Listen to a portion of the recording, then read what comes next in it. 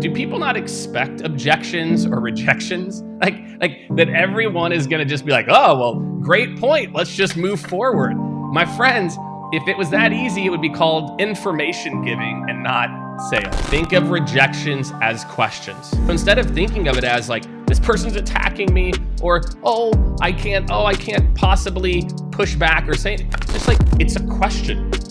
That's all it is. You've answered 8,000 of them. So why do you get all nervous? Expect it.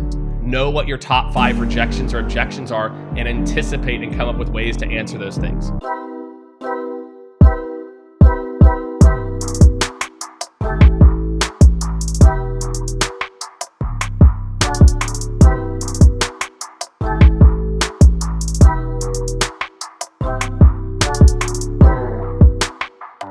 All right, I'm super excited to talk about my favorite topic, which is rejection.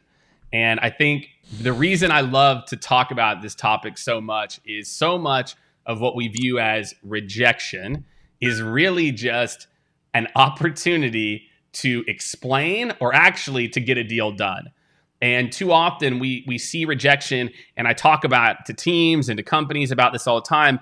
It's how do you not expect it? Do people not expect objections or rejections? Like that everyone is going to just be like, oh, well, great point, let's just move forward. My friends, if it was that easy, it would be called information giving and not sales. And so what I want all of you to think about is that, one, just expect this, okay? Before I even get into my top 3 ways to think about objections, rejections, and how to overcome it, step 1 is expect it. So, I just cannot tell you that how many people, it's like they look like Mike Tyson just hit him in the mouth when they hear an objection. It's like you've heard the same rejection point or objection point 8 times and you're really not prepared. You think this time Sally's just going to be like, oh my gosh, yes, this is great. No, of course they're going to have objections, right? So if you're trying to get better at dealing with rejection or objections, or any other shun that is bad, I've got 3 very important pieces of advice. First is, again, how you frame it. Number 1, think of rejections as questions. Hey, so how do you, and most of the time they are questions. They are questions. So instead of thinking of it as like, this person's attacking me, or, I can't possibly push back or say, just like, it's a question. That's all it is. You've answered 8,000 of them. So why do you get all nervous? And again, I think goes back to my step 1 preface, which is expect it. Know what your top 5 rejections or objections are and anticipate and come up with ways to answer those things. It's kind of like the most important part. If you can't get your mindset around an objection or rejection just being questions, and instead you take it personally, these next 2 are not going to do you any good. Number 2, though, okay, and I think you're going to love this one. Most of these questions don't matter. Understand most objections and rejection, okay, are questions that literally popped into that person's head 1 second before it came out of their mouth.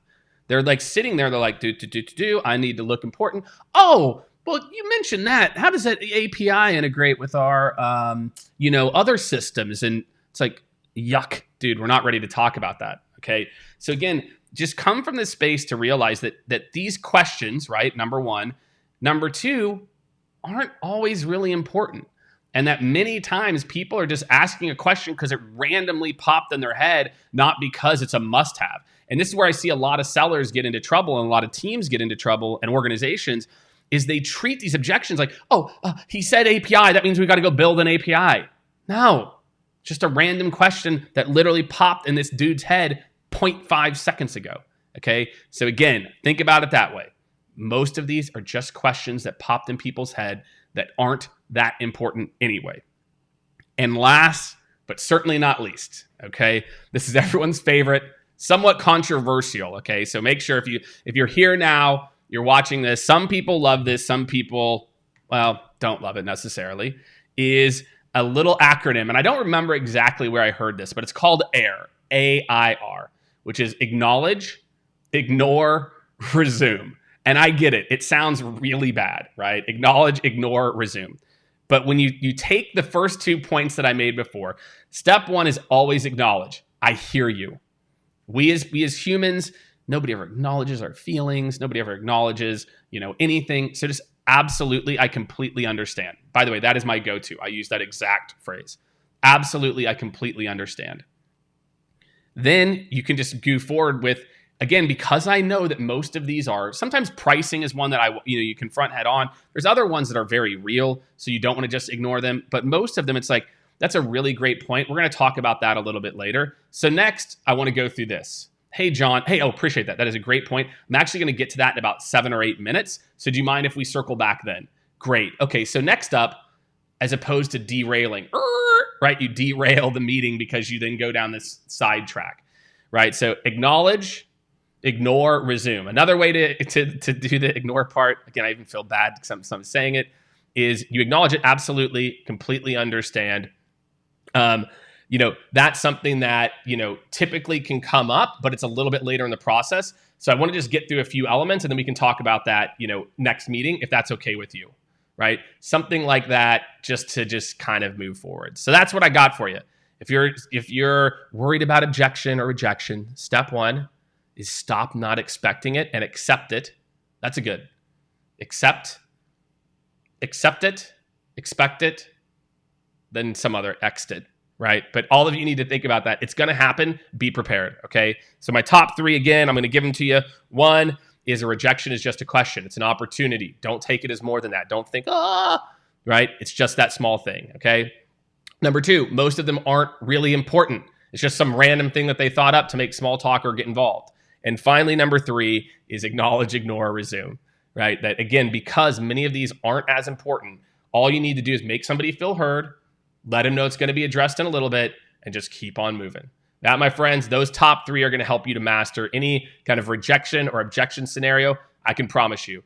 Have a great rest of your day. Make sure to subscribe, hit the little bell button so you're notified whenever these videos launches. We're going to be doing 2 to 3 of these a week, which I'm really excited about and super, super pumped that you made a stop by here, and make sure you keep tuning in. Have a great one, everyone.